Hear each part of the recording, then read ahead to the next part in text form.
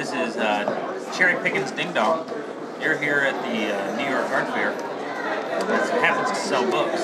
Deep in the belly of the beast, Phillips Tapiri, which is having a multi-million-dollar auction right behind us as we practice alternative economies, giving away free newspapers. This issue, which we have here in two parts, issue number 6, volume 1 and 2, was put together over the past month with the help of Creative Time and Printing Matter.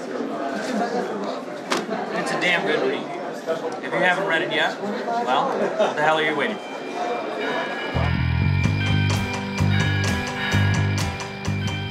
What can one expect from the Journal of Radical Shimming? All issues contain errors. Each issue is created in the moment and of the moment of thought and action.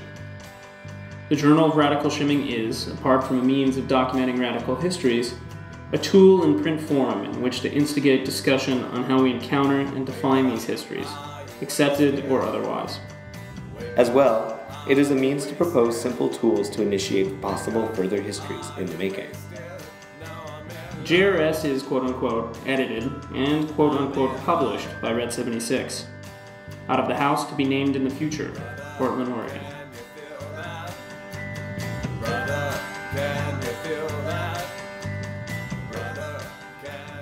Sometimes people ask, well, what does shimming mean?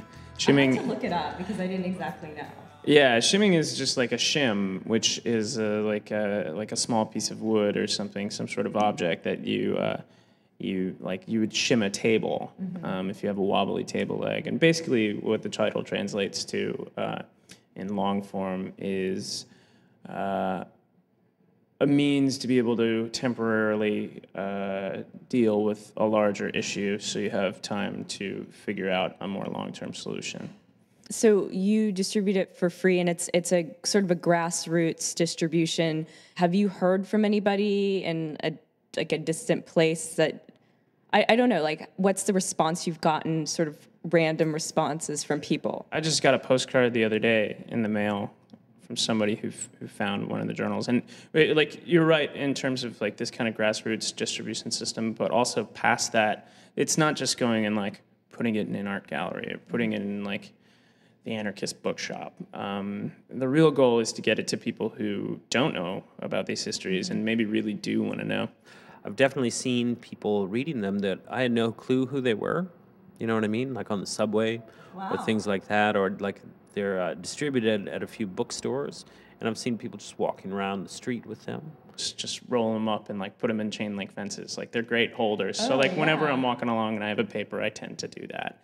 So, or putting them under car windshields or throwing them like, you know, like a newsboy on people's doorsteps. So people like randomly having these inserted into their everyday is extremely important to me in terms of how they're getting this information.